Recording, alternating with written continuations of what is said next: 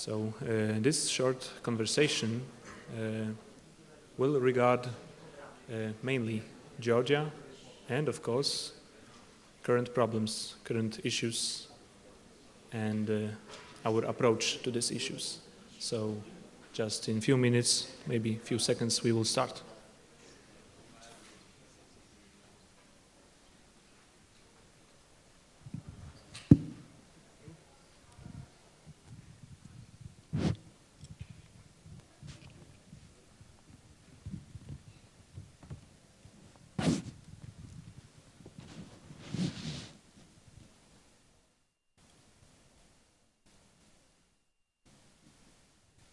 Okay, so Mr. Baramidze, at the beginning, I would like to ask you about your first experiences as a young leader, about your first steps in your career, and I would like you to describe how Georgia changed during your career.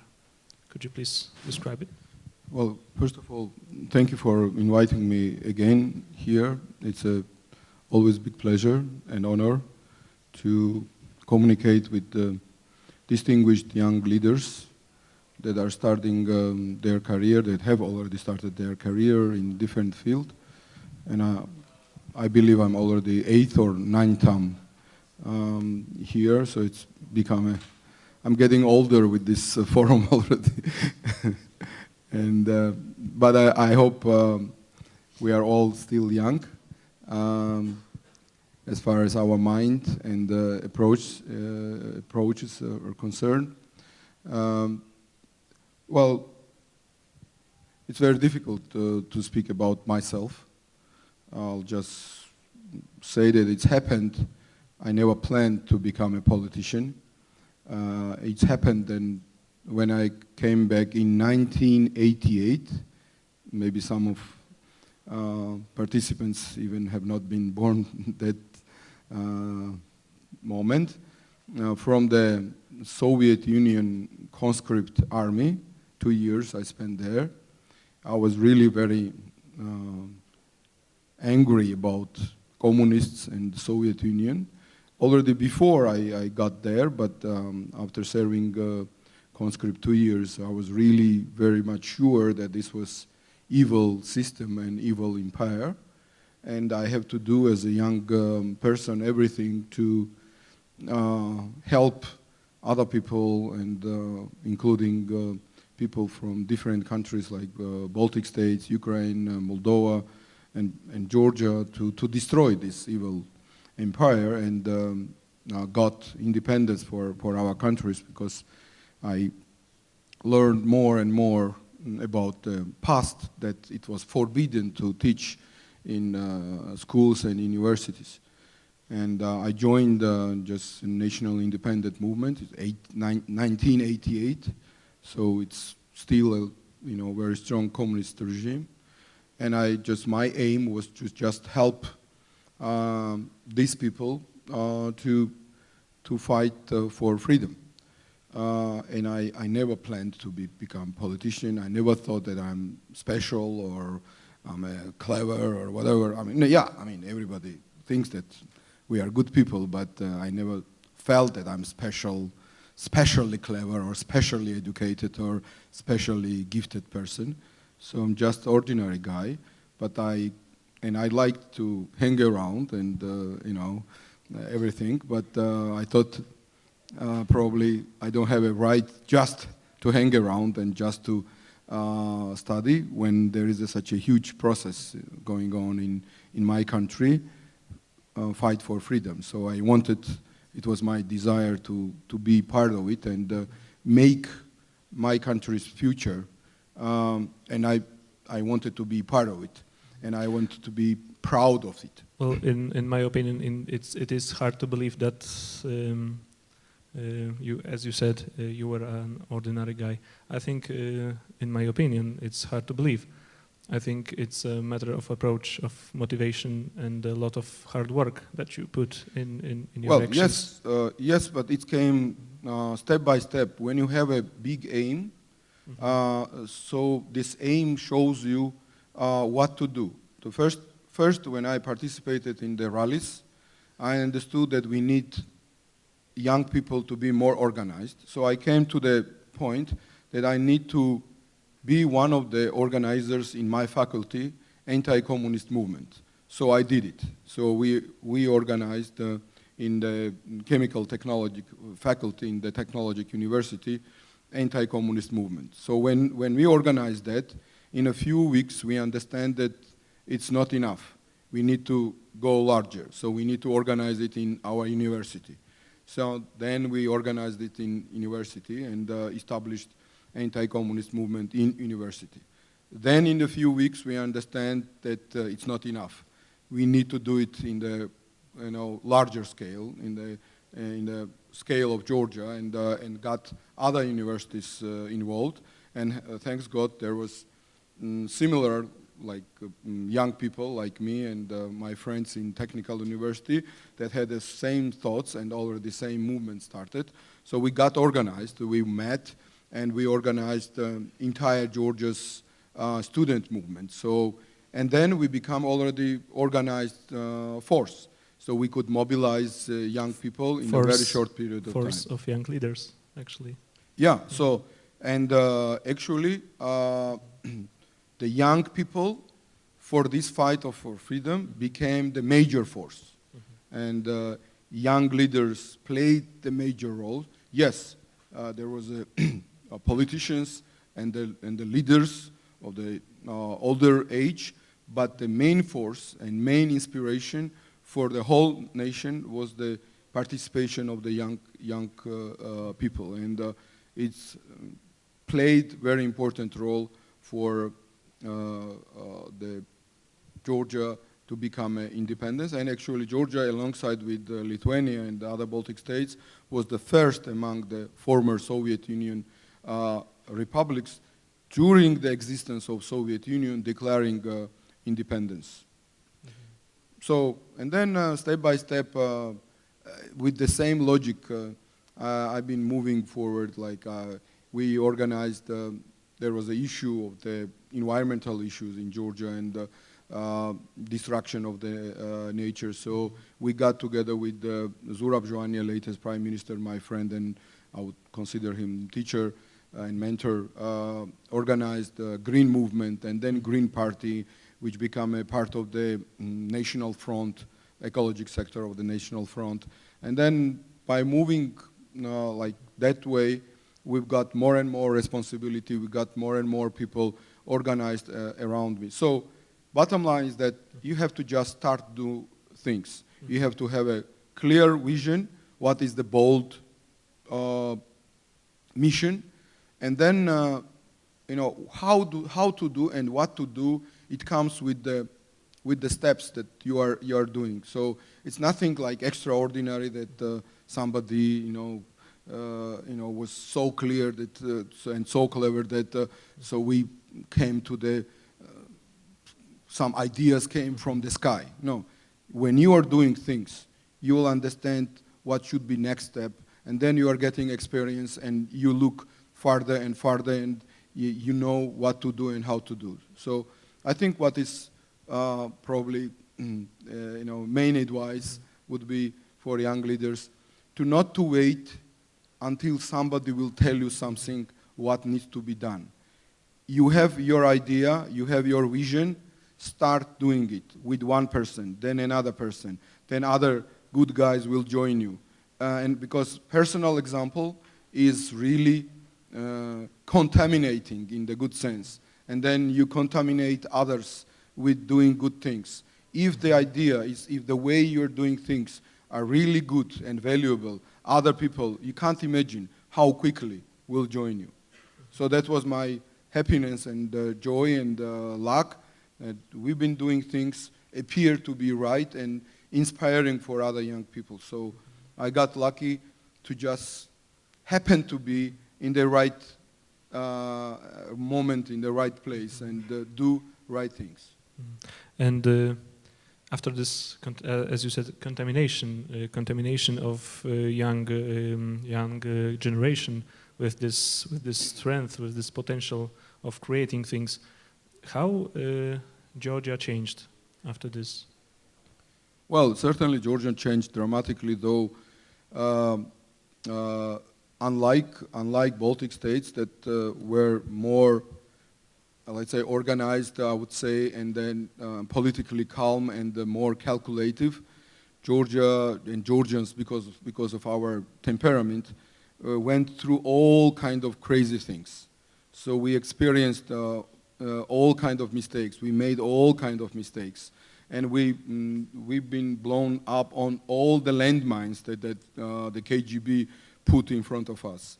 So it was like a very bad example how you should not do things, really, because we experienced many mistakes. So therefore, Georgia was very chaotic right after the declaring independence in 1991. So it's a civil war, which was definitely instigated by the Kremlin in order to put Georgians against each other. So we kicked out elected president. So of course this created, a big mess. So one morale out of this: never go against elected leaders, never take arms against elected leaders, and never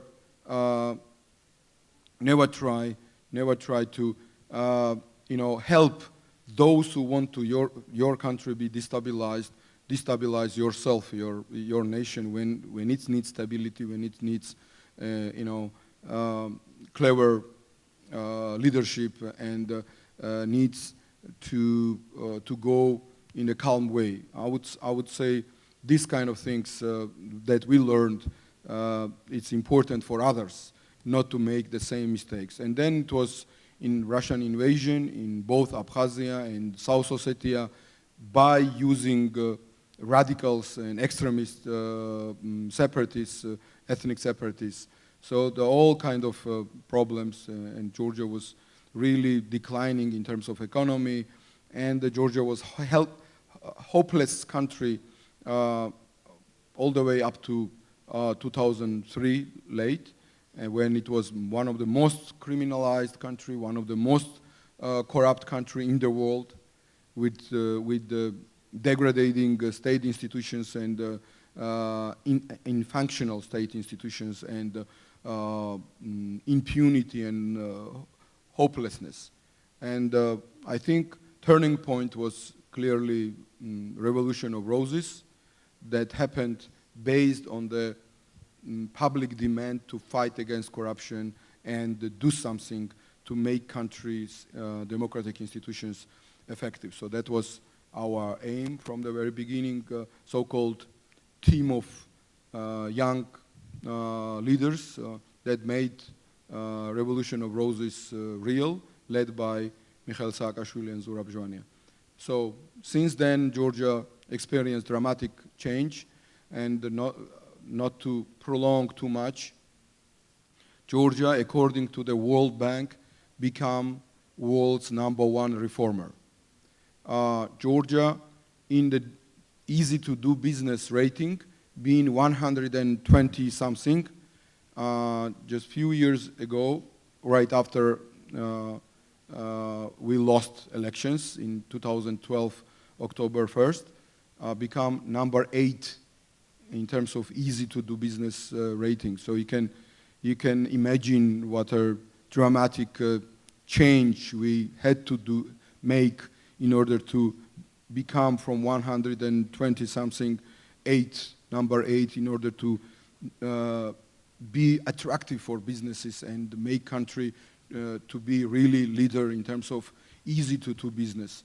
But it was all due to liberal reforms, and if somebody is liberal in this room, they can be proud of our ideology and approach, because we proved that not only in like Singapore and other countries that there was a like quasi-democracy, but in democratic country, I will not say that Georgia was flourishing democracy, that is, but in democracy, very radical liberal approaches work very effectively. We lowered by 60% taxes but same time introduce new police, which has been declared by European Union as a European Union study as a world's third least corrupt police.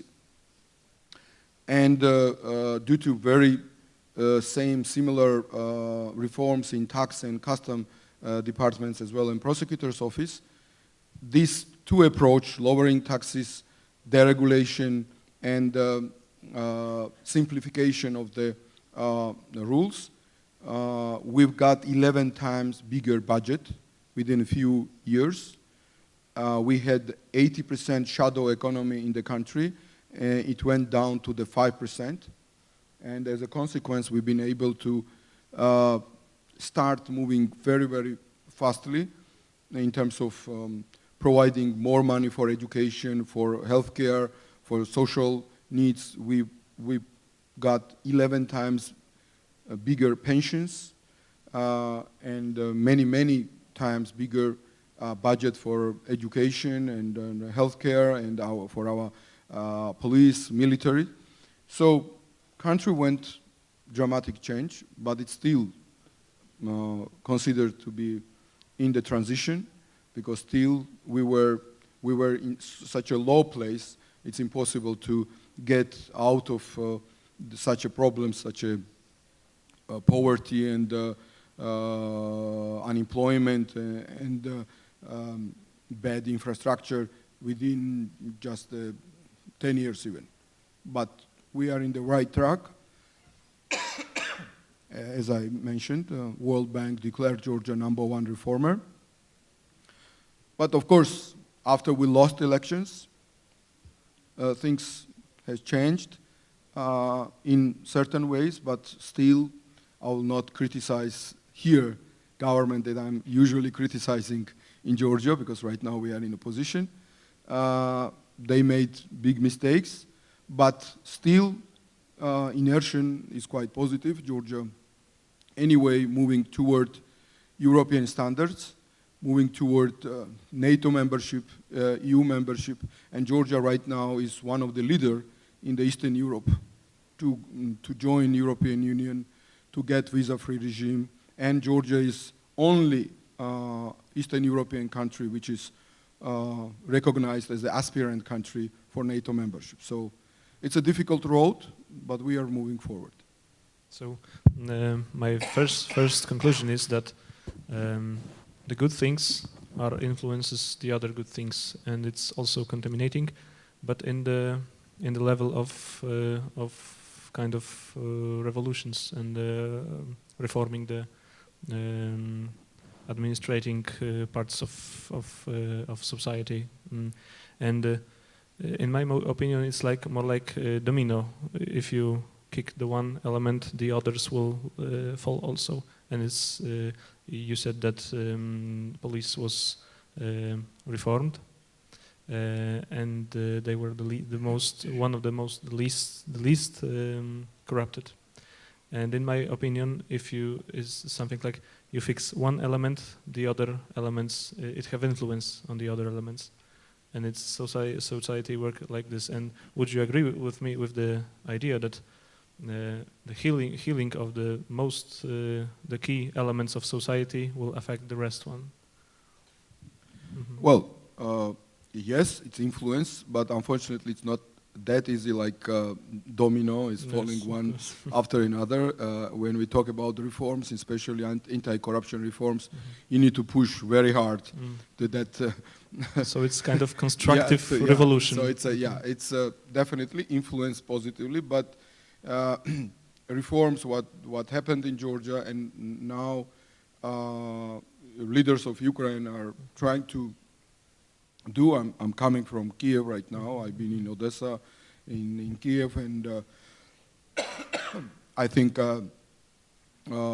most of us will agree that at least in Eastern Europe, if it's not in whole Europe, now it's a front line. Ukraine is a front line, and future it's being determined in Ukraine, and that's why many of our team members, including President Saakashvili, is in Ukraine, helping Ukrainians to change Ukraine, helping Ukrainians to win the war, not only in the west, in the east, when they experienced Russian aggression, but first of all in Kiev. In Kiev, it's a main war against corruption, against impunity, against ineffectiveness of the government, main war to make Ukraine effective democracy and Ukraine's democratic institutions effective. This is the main war, because that war and that victory will determine what will happen in the East, and what will happen in Ukraine will determine what will happen in entire Eastern Europe. And as a consequence, whether Europe will be whole and free, finally, whether a civilized world can stop aggressive, I would not even say Russia, aggressive Putin, aggressive Kremlin leadership, because I really hate to associate Putin's policies to all Russian peoples, though maybe he's still very popular, but Brezhnev also was popular in the Soviet Union and was time to time elected by 99%, because it was like information vacuum and then brainwashing. That's what's happening right now in Russia, similar to Soviet Union and North Korea. So therefore, I cannot blame whole Russian people, and I don't want to associate all Russian people with the policies of Kremlin, which is imperialistic policies of Lenin and Stalin and Beria and all other bad people, and which is the policies of the 19th century and the policies of the beginning of 20th century. So these policies leading Russia to the deadlock, to the self-isolation.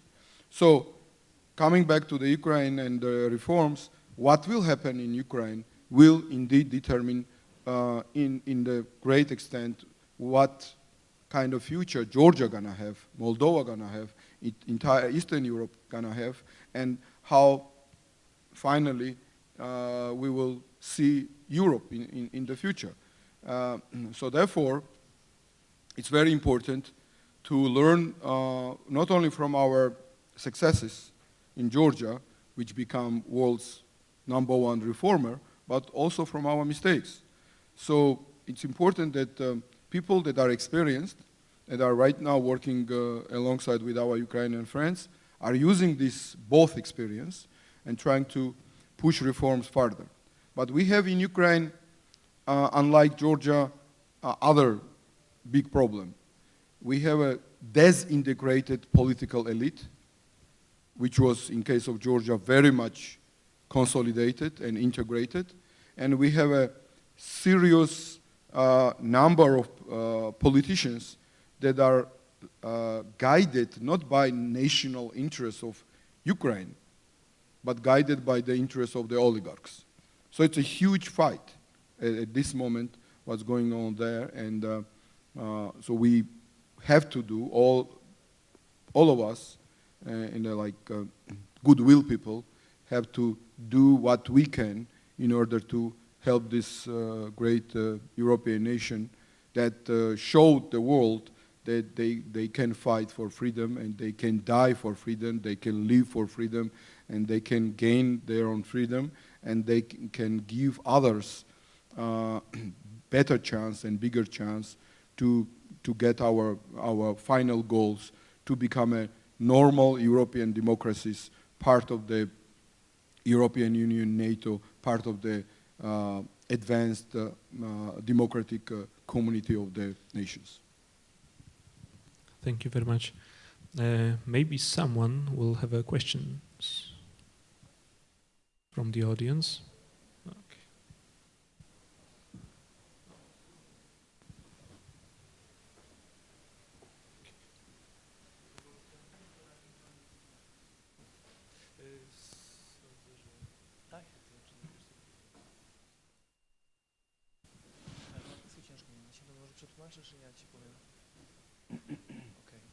No witam serdecznie, przepraszam, że po prostu A very warm welcome. Please forgive my English being a bit weak. He will be translating. So I have a basic question. My name is Jan Ręczyński, and how would you name a state which is not defending the needs of its own citizens and own sovereignty? Because now we have the basic enemy in the form of Russia. Russia is bad, not good, everything is fine, but in various situations it happens that the state and state sovereignty should always be maintained. And I would like to ask, how would you name a state which gives way now and again rather than defending its sovereignty and its own country? Okay, why? Would you describe a country that instead of fighting and taking care of its country's citizens, możesz powtórzyć?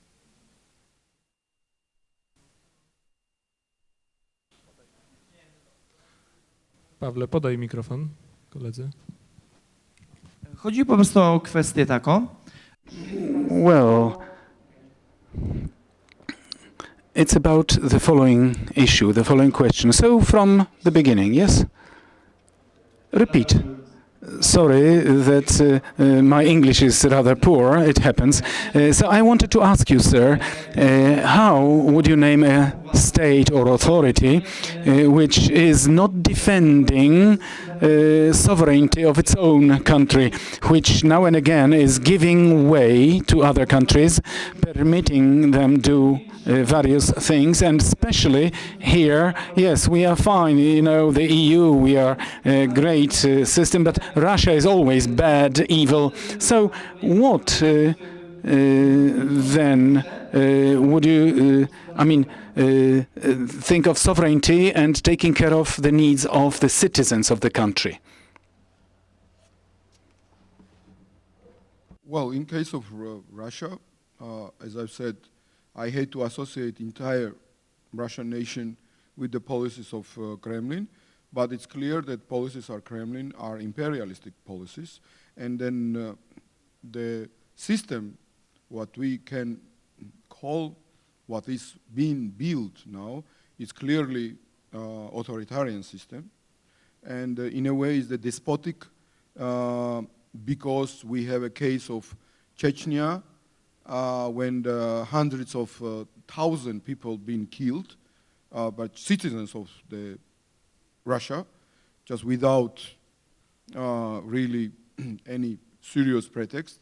Yes, the pretext was fight against extremists, but it's absolutely unacceptable to have a bombardment of the villages and the killing absolutely unarmed, innocent children and women and elderly people. That's what was happening there. So just it was like total war crime there, what happened there. And then we know that leaders and journalists are disappearing and being killed just in the streets of the Moscow, those who are against the Kremlin ideology. So it's in a way, authoritarian regime leaning toward despotic regime, which is controlling practically totally entire, like minimum 95% of the media field, and totally brainwashing their own people.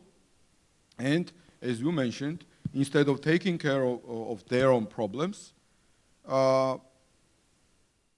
putting in the mind of the people that the greatness means not better economic results, better results in education or in the social field, but its greatness means if you get some of the territories of your neighbors.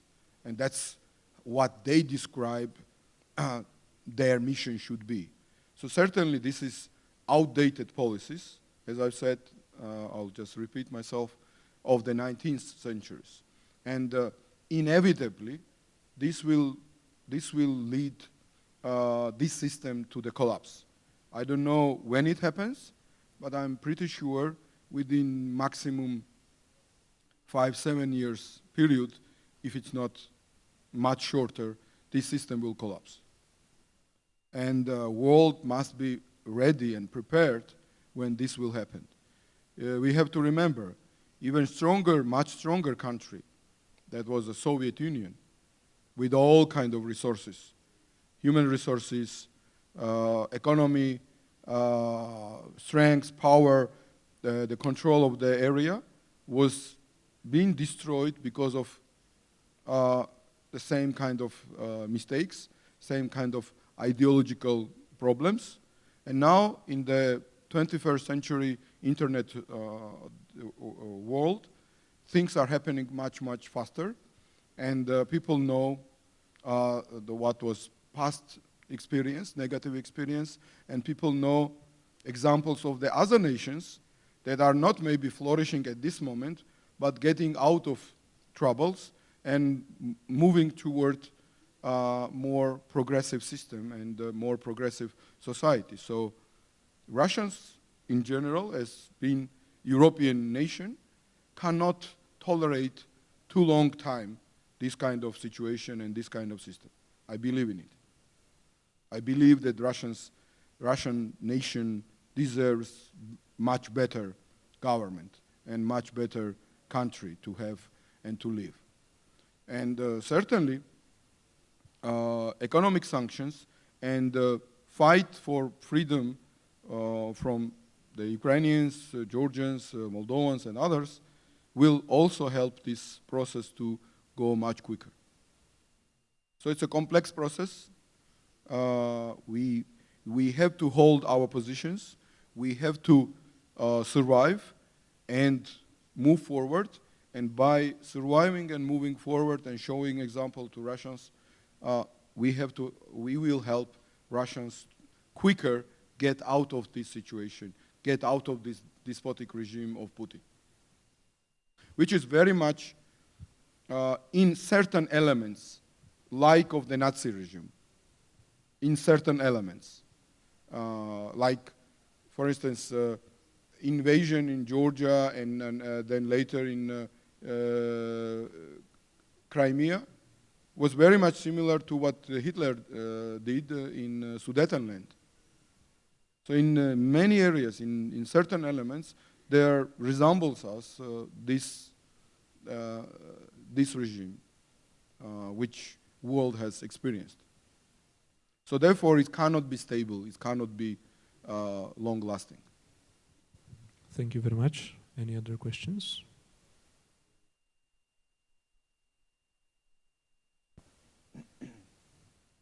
Pavel?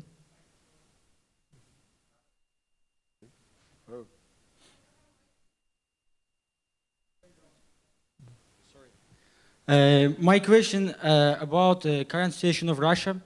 During the World War II, powerful European countries pushed Germany to corner. And you don't think that we are doing the same action against Putin's regime. And that's why he's aggressive against Europe and attack countries around Russia. What do you think about that? Well, I think partly I answered the questions, but I will use this chance to put some more thoughts.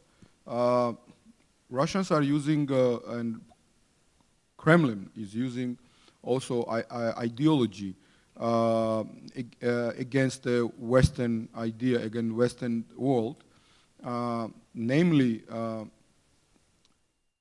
such a thing like Orthodox Church of Russia, advocating to the Orthodox around Russia, in Georgia, in Ukraine, in Moldova, that if you are good Orthodox, you cannot be Democrat. And Orthodox Christianity and democracy are not compatible. So I'll describe it more, what they are saying. They are saying that, yes, Orthodox world maybe is not the perfect, but Moscow is Orthodoxy, and you, Ukrainians, Georgians, and Moldovans, have to stick with Russia, which is not ideal, but at least it's moral.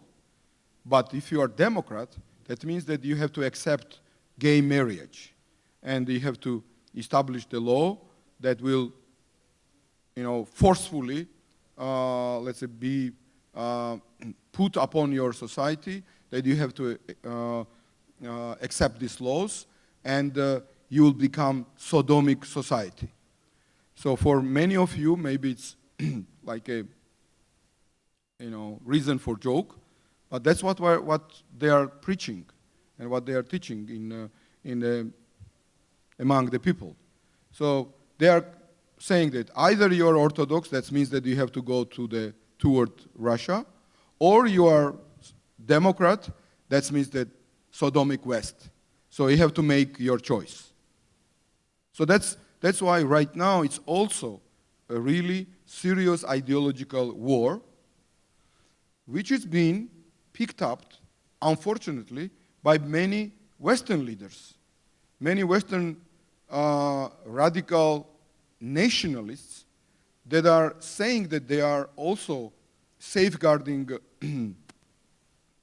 quote unquote, their punity and pureness of their nation and nationalistic ideas that are against of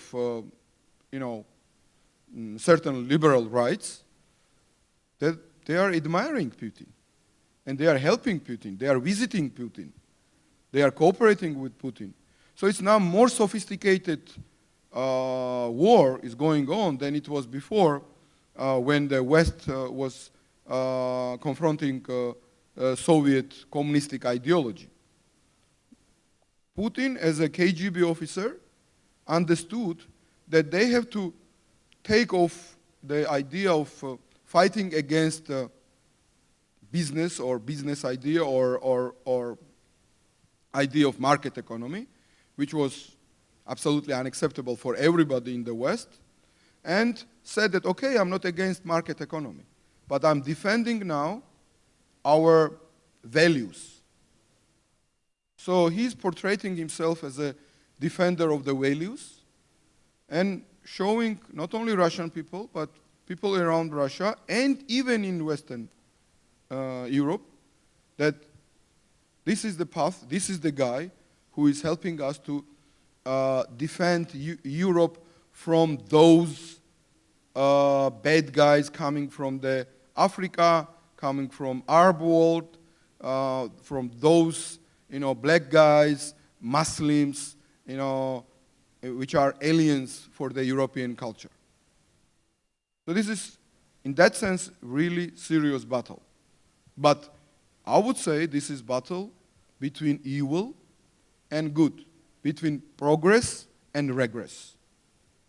So therefore, it's very important to understand importance and power of the soft power Russia using against our societies, not only in Eastern Europe, but in Western Europe as well, how they are corrupting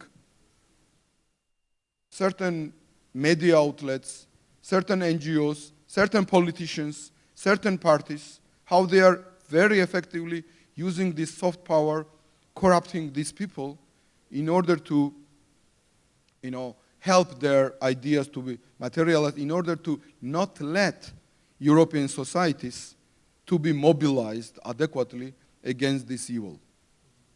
And they are using in these methods in a very smart way. But again,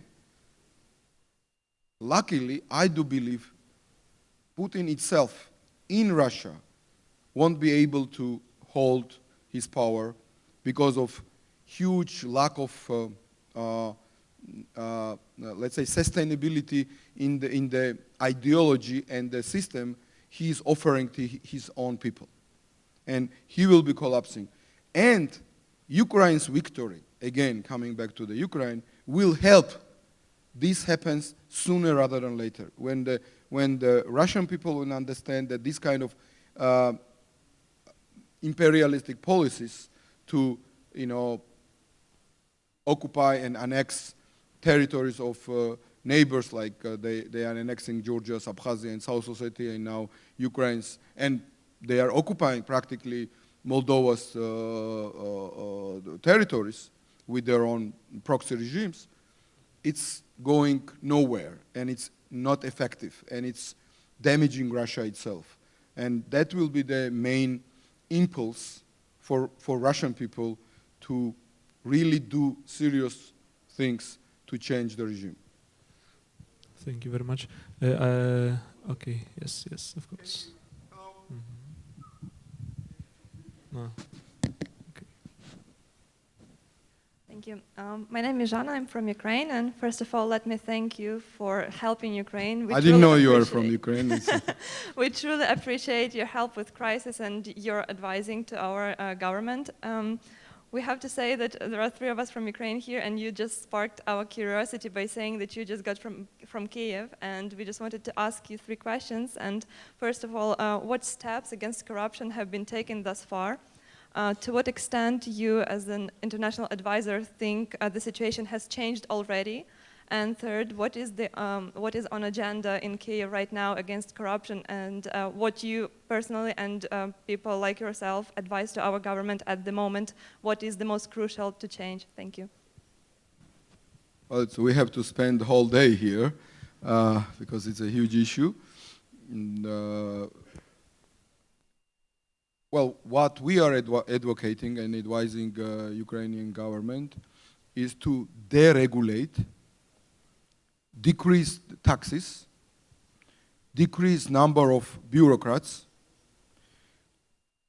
have new people in the system through new system of selection of the people, like it started in prosecutor's office, like it's happened in police, and we have already very popular among people, which deserves popularity, policemen in Kiev, now in Odessa and in Lviv and other cities, and I hope it will take not too long time to cover entire country, and introduce much more effective prosecutor's office, anti-corruption office, alongside with the liberal reforms and radical privatization, in order to attract investors, in order to generate more money for the budget, in order to be able to pay public workers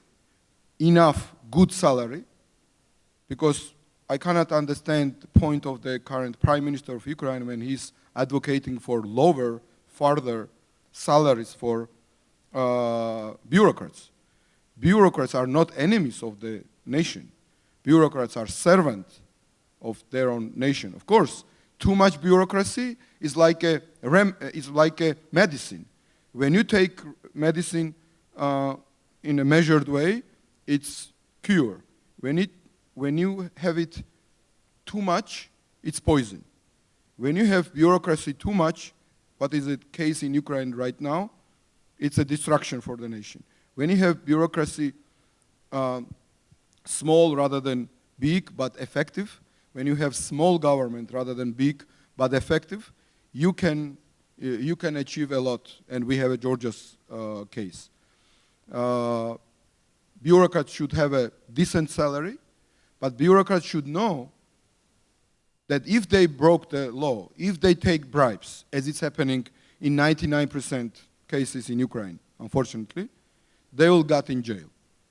So the main idea for these reforms should be multi-layer, simultaneous reforms in both directions.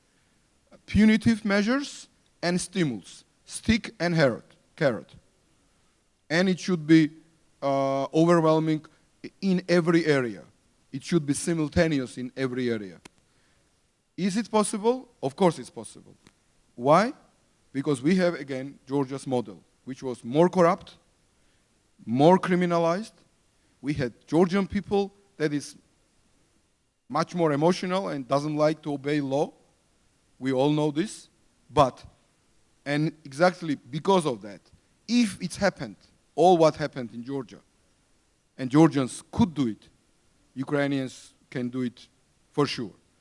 But we need to give chance to young people, educated people, clean people that are not guided by the oligarchs to build their own country's future.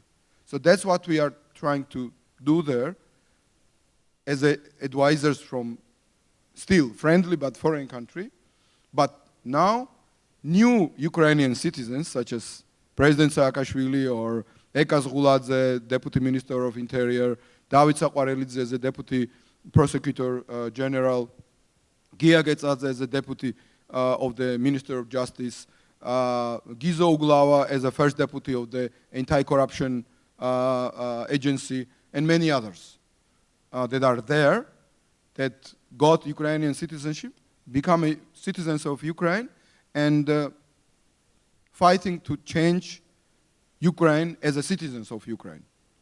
And but this is drop in the ocean. Whole thing must be done by rest of the Ukrainians. There's few ethnic Georgians that now citizens of Ukraine can just participate in this process and can show the way. But the main, of course, burden of the labor will be on the whole Ukrainian society, which should be able to, move forward and get rid of corrupt government and control government and push the reforms. And the Odessa at this moment is an attempt to show that it's possible in one given area of Ukraine to change things. Like Saakashvili at this moment managed to equalize tariffs in entire Ukraine for custom and pushing for change in the custom, pushing for giving chances to the businesses not to be in the situation when they are not given chance to compete against each other and provide customers better service with lower price, such as in aviation business, and pushing for prosecutors' office reform to have much smaller prosecutors' office with much effective prosecutors that are protecting and defending state interests, but not oligarchs' interests, and further reforming Ministry of Interior and police, and so on and so forth. So there are so many things to be done in Ukraine, and really it will take whole day to talk about this. Thank you very much. We have one more question. And of course, I wish Ukraine, as you understood, the best of luck and success. Yeah, yes, of course.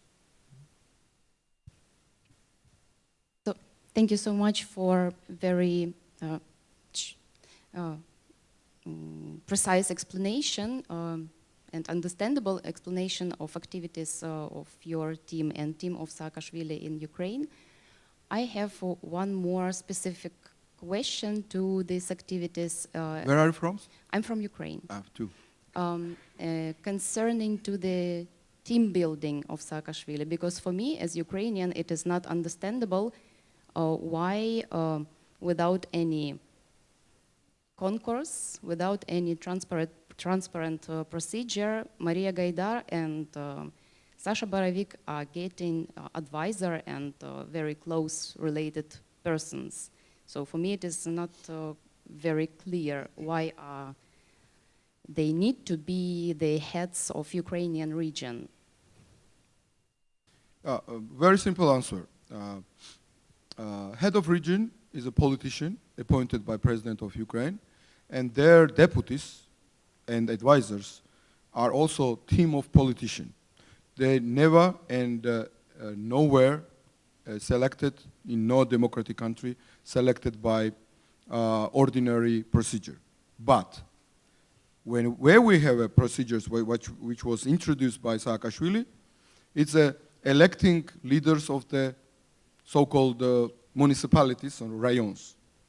Saakashvili introduced a unique system of selection, as you know, and in all the areas, I believe it's 17 in Odessa region, the local leaders been selected through this process.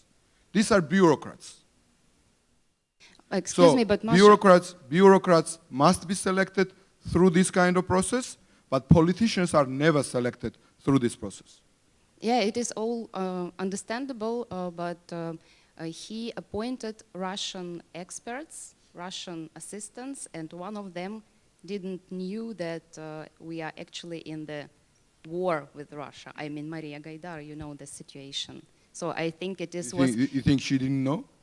but she didn't answer it. And she made such a face as if she was very surprised. Anyway, I think these appointments were very humiliating for average people in Ukraine. Well, I know if we talk about Maria Gaidar, I know controversy of her appointment. And I spoke the another day about this with Misha when I was in Odessa. I said, why you appointed her?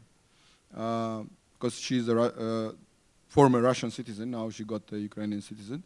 But she's a daughter of the later Prime Minister of Gaidar, one of the bright mind in Russia, and one of the reforms. Saakashvili is Georgian too. So it shouldn't be based on ethnicity, but it should be based on principles. So, and as you know, Odessa is a special region for Ukraine. There are so many ethnic Russians as well. Main language for communication in Odessa is Russian. So his answer were to me that I wanted to show citizens of Ukraine, Russian origin, that I'm not against Russians. I'm against Putin, but not against Russians. And I'm brave enough to take Russian from Russia, not based on my antagonism against Russians or Russia-phobia, but based, quite contrary, on the ideas that I need people, disregard of their ethnicity, that are sharing my idea of change, my idea of reform. Again, it might be controversial. In democratic societies, some people will accept this, some people will not. But let us judge both Gaidar and primary Saakashvili based on the results, what they will do, and based on what they are doing, what they are pushing for. Of course, some people might have a weak sides, positive sides. Let them demonstrate their strengths. And certainly after, come to the point when we will conclude about their, activities. One more little question. Will her husband go to the war also? He's a male, he is a citizen of Ukraine now. Do you know maybe this option? It's a very specific question. Why he should? He's a citizen of Ukraine. Yes, and he's but a male. not all citizens are going to fight, as you know. It's all a law. my friends are. It's a law. There are conscript, and there are volunteers. How do you think? How many in real? Let alone whole Ukraine, in Odessa, how many percent of male population will go to this war? What do you think? Unfortunately, not very big. I can tell you. Why you are concentrating your attention to one person? This is a huge problem. But he's the big, important person. No. So if we concentrate on Russia... I don't think that it's an indicator of anything. Because in Odessa, you will have maybe more than half of population that will not go to that war. So this is the problem, not what this lady's husband will do or not. We have to look what whole team of Saakashvili in Odessa will do, what they will push for, not what will be in mind of Gaidar's husband. Now we are speculating. Maybe he will go. I don't know. Do you know? But we are also I don't know. But we also speculate about their future success as well, don't you? No, find? I didn't speculate. I said let us see. Okay. And thank you. I described what Saakashvili is doing right now. And if I exaggerated anything, you can let's say correct me. I'm just described what he's doing, what he's pushing for at this moment. And let us not speculate whether Maria Gaidar's husband will go to war or not. Thank you. Thank you Frankly very much. speaking, really, I don't care. I care what Saakashvili's team and other reformers, first of all, President of Ukraine, will do for the better of Ukraine. Could you please just give us one final advice and one final sentence as an inspiration for the coming Maybe days? there are some other questions. If there are questions, it's better to answer questions. If Okay. they're not, So, okay. there is a question. Just a very brief one. My name is Stefano Pintus and I'm Italian, so I want to go back a moment on Georgia, and I wanted to ask you, how do you see the country in 10 years from now? And if the reforms that you are doing now, they are more driven by the use of power or by internal needs? And if the European Union one day will not move farther from the association agreement, the country will have by itself the drive to do these reforms. Thank you. Yeah, I'll start from the last point. Of course, nobody should think that the reforms that are kind of consistent with the European association agreement is being done for European Union. We are lucky that all these things are exactly what we anyway need to do in order to make our countries, whether it's Georgia, Moldova, Ukraine, to be normal democracies. In these association agreements is nothing that has been imposed on us. So we are lucky that European Union suggesting us by having this agreement do things that are anyway will make our countries to be advanced democracies, advanced market economic countries, with more effective institutions, with more balanced power, better democracy, more independent judiciary, and so on and so forth. So, again, right now I'm in opposition, and I can speak whole day and night how many mistakes current government is making, and I can give you in economic field concrete example that our time, 9 years, when we were in power, including years when we had a complete embargo from Russian side, and it was 70% of our export, when we had an energy blockade, and we were buying gas and electricity from Russia, when we had a war with Russia, when we had a world economic crisis, average economic growth, GDP per capita, was up to 7%, 9 years. Right now, we don't have embargo, we don't have war, we don't have world economic crisis, but because of stupid mistakes of current Georgian government, you know how much economic growth we have? No more than 2%.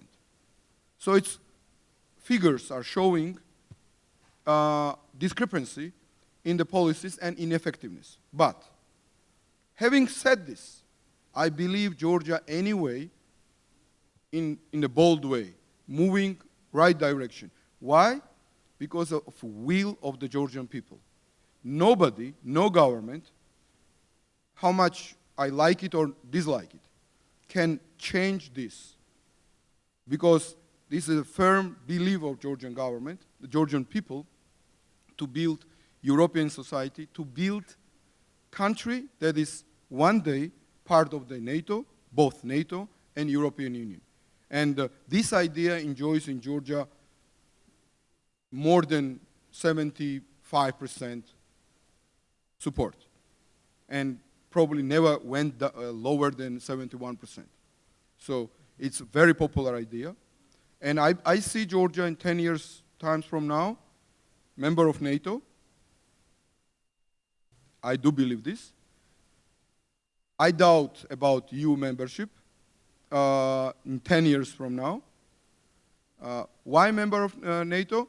Georgia is biggest non-NATO contributor to the NATO operations. Georgia is among the top, even among the NATO members. Georgia is performing superb in all areas, whether it's military, law enforcement, fight against corruption, economic growth, and things like this. And there is a unique decision of NATO, unique, it's never been done in case of other countries, that Georgia, by the way, alongside of Ukraine, when Ukraine will come back to this path, will become member of NATO. So I don't think that NATO can really hold these decisions too much time. And as I've said, in 10 years period of time, whole world will be different because Russia will be different. I do believe this. So when there will be no such a big threat of Russian imminent direct aggression against Georgia and Ukraine, it will be much easier for NATO to accept countries like Georgia, which is right now is one of the 4 aspirant countries and only aspirant country in Eastern Europe. And I see Georgia is better off, indeed, again, alongside with Ukraine, Moldova, and other countries, and much freer, much stronger democracy, much freer judiciary, and much more effective democratic institutions. I believe in it, because I believe in European idea, because I believe in European transformation, because I believe that modern European ideas stronger than retrogradic, Putin's and Kremlin's ideas. I'm a believer, yes, and I cannot claim that my dreams will materialize 100%, but I have arguments, and I think I have strong arguments. And I'm ready to discuss with my opponents on these issues. Thank you very much. Thank you very much for this Thank speech. you, and what I wish to everybody, actually, it came to mouth, to believe in what you do, to believe in good things, to believe in your nation, to believe in your nation's future, to believe in progress, to believe in good things, to believe in good people, to believe in love, to believe in happiness, to believe in doing nice things to each other. And based on this, you will understand that there is nothing better to live in the society which respects human rights, which respects ideas of unity, solidarity, and the progress. More education, more, let's say, people helping each other to become better, and more consolidation of the good forces to fight. Unfortunately, there will be always evil around us, to fight against bad people, but, of course, as peacefully as possible, and with our mind, be clever to defeat them with the ideas, defeat them with the good things, and do things that will minimize chances for war, minimize chances for conflict, minimize chances for confrontation, physical confrontation, and confront evil with our minds, because we are stronger, because modern ideas much stronger than retrogradic ideas. So that's what I wish to all of you, and I'm sure based on these ideas and these approaches, you all will win, and we will win together. Thank you. Thank you very much.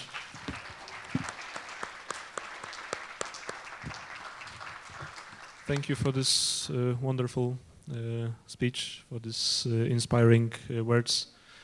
I think the most of our guests, of our participants, will take them, absorb them into their hearts, and Thank you very much.